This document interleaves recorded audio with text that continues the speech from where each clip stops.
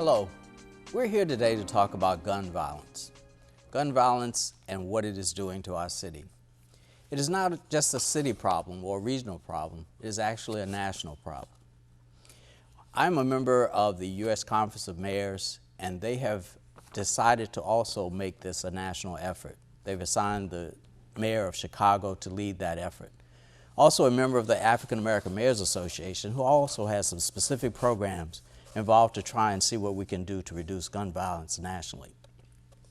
We're going to talk about things that Newport News has done, what we are doing, and our new initiative to address gun violence today. Joining us today on the panel, we have Alan Archer, Assistant City Manager for Public Safety and Human Services, Police Chief Steve Drew, City of Newport News, and Dr. Stephen Keener, Director of the Center for Crime, Equity, and Justice Research and Policy and Lecturer of Criminology at Christopher Newport University. Let me start with you, Chief. Is Newport News safe? You know, that's a great question. As we look at our history, I've been here almost 4 years. It'll be 4 years July 4th weekend. And when I look at where we were in 2016 to where we are today, we've had a steady decrease in crime, overall crime, for the last 5 or 6 years. Now, last year we had a bit of an uptick, and it was kind of comparable to the region around us, our Hampton Roads, Tidewater area. Is Newport News a safe city? Any crime that occurs, especially any violent crime, we're going to talk about gun violence today, we have to remember that that's an individual. It affects a family, a community, a neighborhood, and affects the officers who respond to that crime, that situation. So I never lose track of that that's an individual.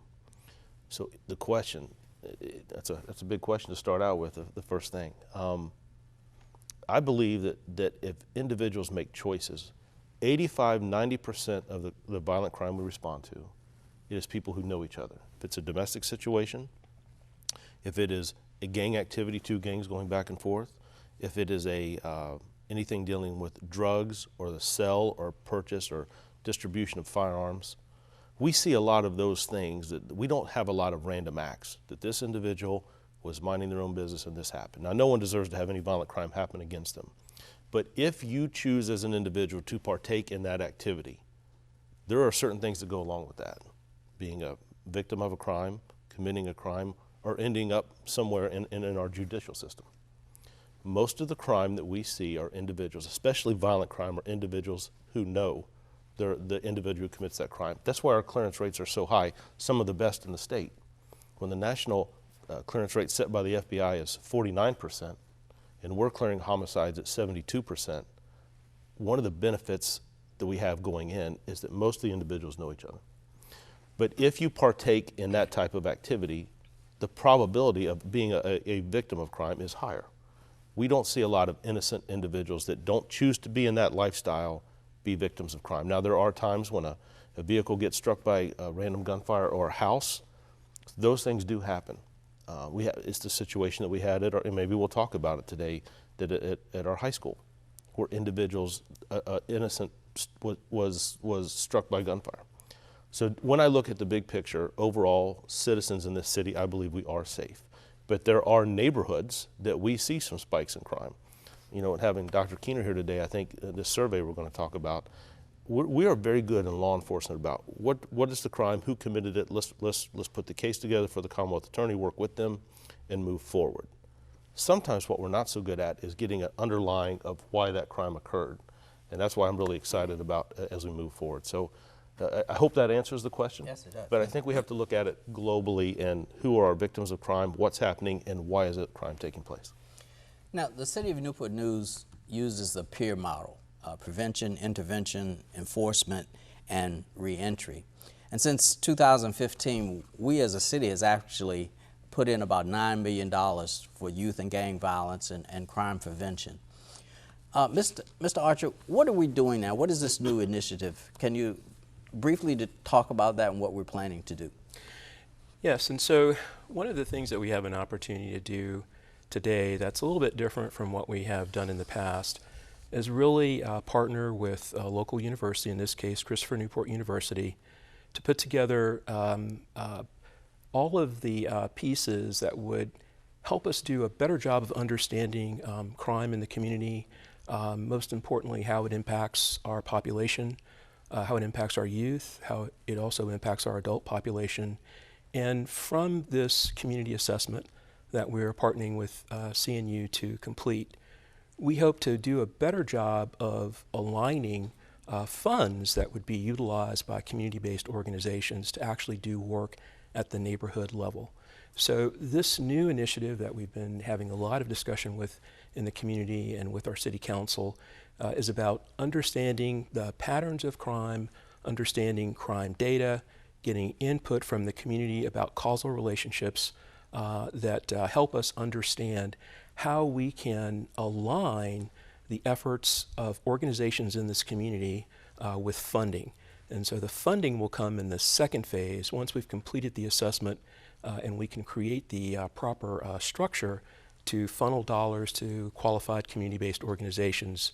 We can ensure that their work matches the results that we get from the community assessment. Dr. Keenan, would you talk about how this department started at CNU and what you're planning to get out of the survey? And have you done the survey in other areas? Sure. So the Center for Crime, Equity, and Justice Research and Policy, we officially were implemented in September this past year. And our goal, a major tenet of the center, is to work with local government, community partners, grassroots organizations, because in the university level and at CNU, we have research expertise, we've got research skills, we have also experience working in existing literature around things that precipitators of crime and violence in communities across the country. And so with the center, what we wanted to do was create an infrastructure where we could work with community partners, bring our research skills and expertise to these community partners to, one, help, whether it be helping evaluate programs, helping do community assessments, whatever that may look like. And so that was one of the major tenets of this. We also want to get students involved in these projects and get students out doing internships in the community, get them out of the classroom, get them out there doing the work in the community. And we also are hoping to facilitate on-campus dialogue, on-campus discussions around issues around crime, equity, and justice in the Hampton Roads region and across Virginia. Now, talking about this community assessment in particular, one of the big goals, and community assessments they do a couple different things, but one of the key pieces of this involves a survey of citizens and residents of Newport News. And a key component, the idea behind this, and when you do community assessments of this nature, is you want to gauge what are the primary concerns of your residents, what is going on in what are their everyday experiences with crime and violence, what do they see in their community as primary factors driving this, things that they do just on a daily basis to try to deal with this, like everything ranging from putting a Ring doorbell on your house to maybe carrying a firearm. What are people doing, to try to respond to this? But also their awareness of these kinds of grassroots community organizations that are working on this, their awareness of them. Are there barriers to accessing those organizations, whether it be in local government, whether it be in community organizations, and if so, helping to identify how we overcome those barriers. And so that's a key component. And what we'll eventually do with the final report that we provide the city is we will not just go over the results of the survey, but we'll also pair that with existing data around what we're seeing around crime and violence in Newport News, and how that pairs with things like socioeconomic data, and other neighborhood level data. And then we'll also pair that with the existing literature. What have we learned so far in criminological literature around driving factors behind crime and violence, to hopefully give you all as leaders a comprehensive assessment of here's what your residents are most concerned about. Here's what they see of what's going on in their community. Here's what the existing literature says. Here's what the data says. And here's some potential things we can do in policy and practice to address that. Great. You mentioned youth, and Chief, you work a lot with a lot of young people. What are they saying about crime? How are they feeling about it? Well, I think your question there is dead on. What Dr. Keenor said also is when we talked about is Newport News a safe city? The perception of what young people or residents feel, that plays a big role. And data and evidence base may tell us one thing, but the perception of what people feel tells us another. When you're right, young people, that's one of the two passions that I have in this profession is working with youth and talking to youth and getting their input, their thoughts, their ideas. How do they see their city? How do they see their police department? When we went through the issues that happened in Atlanta and Wisconsin and the murder of George Floyd, we talked a lot about youth and how they felt. So we take the young adult police commissioners are 25 students that work with us. They're actually going to come to the city council meeting and introduce themselves tonight and talk about how they want to work and understand things better. And I learned so much from them. I think we learned as much from them as they do from us. And I think bringing them to the table, I was really excited to see that the survey will have a portion that really is directed at young people, at youth, because bringing their concerns and conversation is enlightening. That how do they feel about school resource officers? We sit in a room and talk about it as adults and entities, but do we ask those young people? Do we ask those high school kids? How do you feel? Does it feel one way or the other? So bringing them to the conversation, getting their input, I think, is vital, and it plays a big role in the direction that we do. And that's our future, right? So, you with the Mayor's Youth Academy that you have, with those two groups working together, whether we're working at the Peninsula Food Bank or just having conversations, doing interviews, walking in the community, they bring a tremendous voice. And I think more now today than ever that we have to listen to how they feel and what they think. Absolutely. And Mr. Archer, you have shown that we have groups that come to the city council and talk about their input and what they want to do. How are we going to utilize these groups, and how are we going to screen them, and how we plan to make them part of this whole process of reducing gun violence in the city? So for those organizations that are watching this program today and you're interested in this issue, I would encourage you to check the city's website, because we will have information that we will post here very shortly about how organizations can register. Their organizations provide the city with basic contact information and a very brief description about the scope of work that they're involved with in the community. And this is going to be a very important organizing step for us. We not only want to establish those initial channels of communication with organizations, but once those organizations register, then we will pull them in once the assessment is complete and begin to engage them about the process that will enable them to not only qualify, but to receive funding from the city once they complete an application process. And if they are selected, they'll be in a very good position to receive city funding and then make an impact in their specific area of focus within those targeted areas of the community that the community survey will help us align. Okay.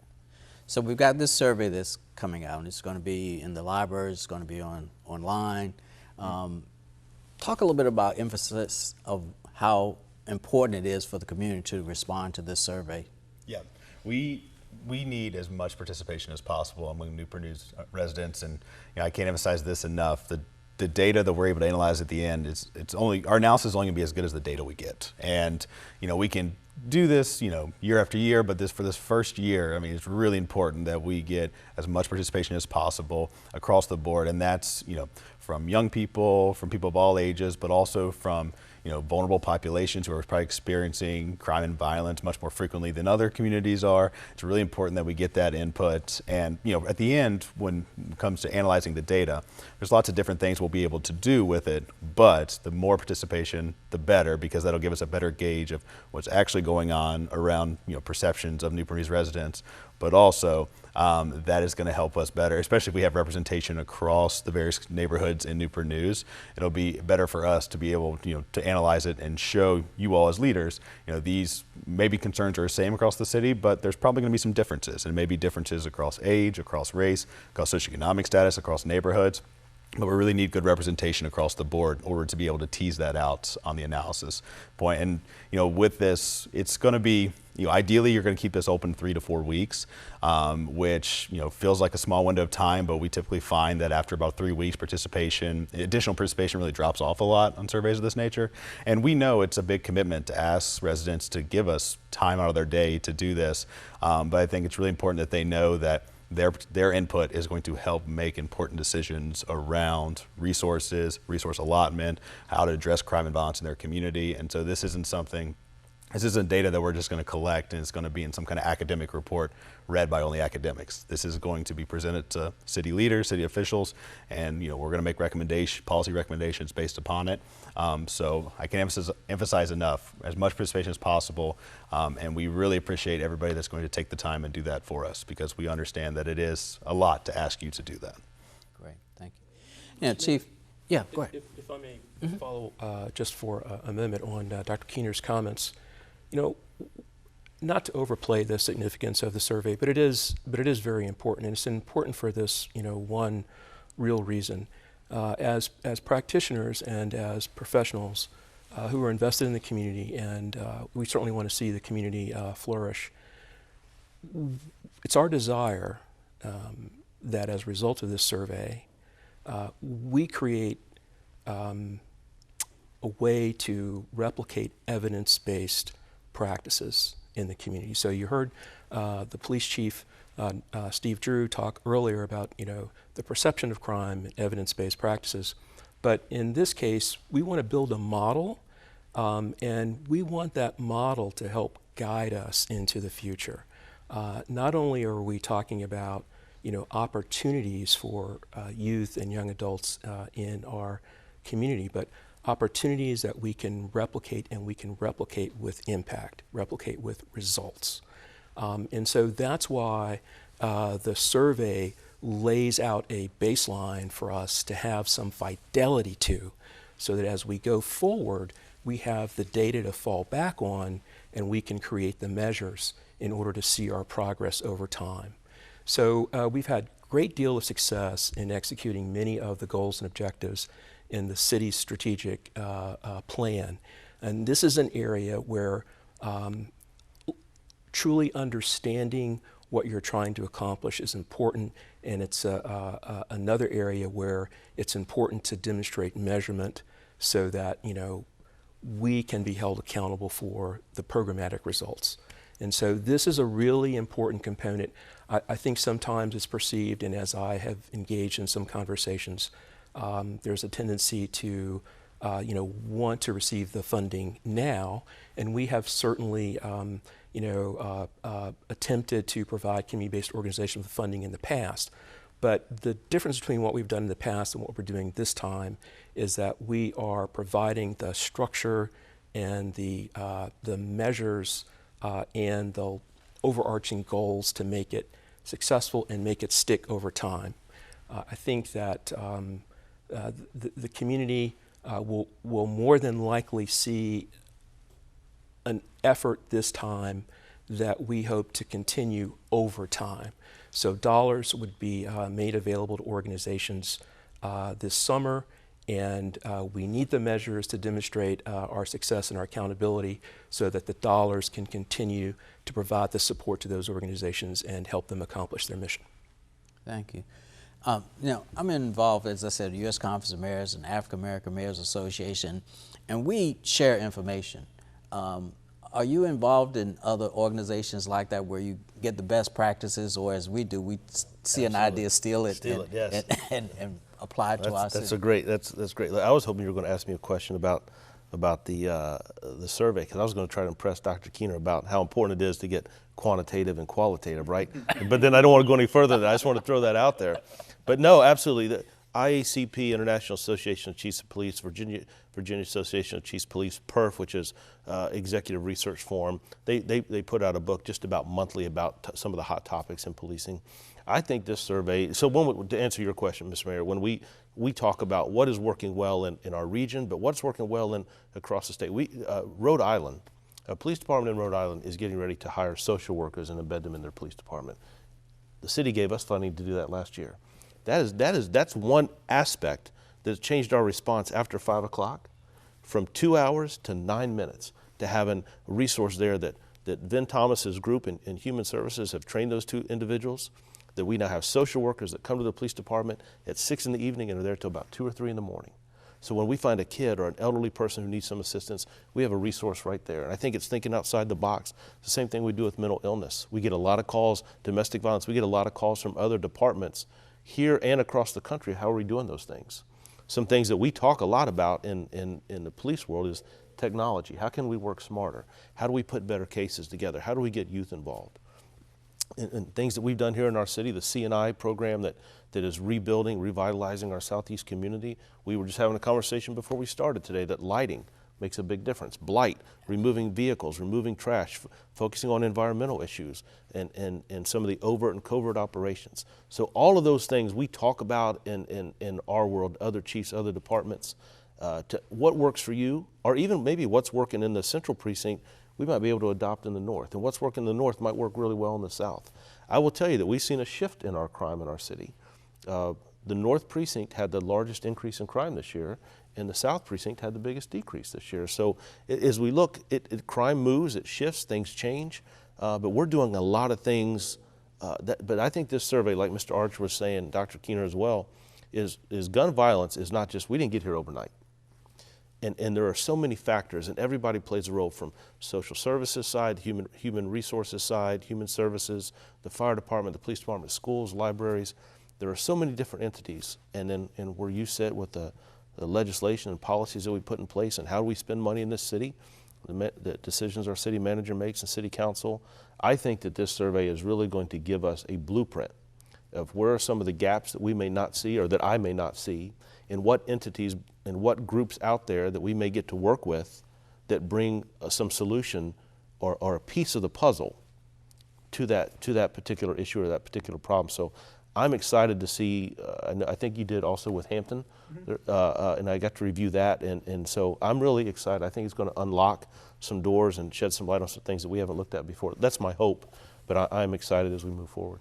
That's great. One of those ideas I stole was what we utilize now, a ShotSpotter. Yes, sir. When I saw the statistics of this mayor who said, you know, her gunshots were reduced by almost 50%, and murders were almost the same. Yes. I said, if we can use it, let's do it. And I think it's been a tool that we've used, and I think you're planning to try and expand it. As I looked at the budget. As you do the budget, I'm hoping that your signature goes across there. But it has been a tremendous tool, and I remember I say it all the time. When I got to Newport News, that would have certainly been something I would have brought to the table. But to have a mayor bring that to the table, then it was kind of like, oh, let's see where. It was great. It's been a tremendous benefit. We were the first department in the state to have it. Some others now are bringing it on board, and I just think technology has just so much advanced. And it's like Dr. Keener said, we get out of it what we put into it. If we let it sit, it collects dust. But using it daily and how we perform our responses, and having the officers that are available to have that go right to their phone or their computer in their car, we're getting those calls in those areas that we select ShotSpotter to be at before it's even dispatched, before a call comes in. Oh, that's great. So that was a great tool, and it's just been a game changer for us. So is there anything anyone else want to add? Anything I haven't asked? Anything you have a burning desire to share with us? I think I would add just one piece is that, you know, a lot of what we're talking about here, what we want to provide, and, you know, I think that part of the value of bringing the center on board is, you know, as researchers, we're going to give you all an objective overview from the data, where the existing data says, what the survey data says, what the existing literature says, and I think, you know, like I said, we don't make the policy decisions. That's what you get paid the big bucks for, Mr. Mayor. But I like, you know, I always like about being a researcher is that you're guided by the data, you make recommendations based on the data, and then it can help practitioners and make decisions about policy, about funding. And so I think that's really important to note that, you know, as the university, we're guided by the largely quantitative data in this, but we'll have some qualitative pieces as well. Yeah, so I think that's important to note that we like that as researchers, we want to give you all as objective overview as possible to help you make decisions. When you talk about what do we do with other departments, it really is best practice for law enforcement and different entities to work with professionals, researchers that bring some different things in as they put their formulas together. It really is a great, you know, I talked to Mr. Archer a lot about seeing you in this project, and it's going to be, it's just really best practice on how two different entities work together with a fresh set of eyes looking at a very, very complex problem. Great. Go ahead, yeah, Alan. I would just like to add that for libraries, for Parks and Recreation, for juvenile services, for human services, almost all of those city agencies that provide services to youth and young adults, they will have an opportunity to introduce the survey to the groups that they work with. So we have a bit of an outreach strategy as well. I mean, you'll find that the survey will be centrally located on our website. We will also have paper copies of the survey that we will make available in the community for folks that, you know, may not have access to digital content. we will do our best to get the survey information to them, not only through city departments and electronically, but we'll make plenty of opportunities available for people to let us know their needs so that we can have as much participation in this process as we can. Well, thank you all for joining us today. You've heard what our plans are. You've heard how critical it's going to be to complete this survey. We're going to try and make this sustainable and be able to put the funds needed in the proper hands to be able to reduce crime and make your community and our city a safer place to live, grow, and have fun. Thank you for joining us today.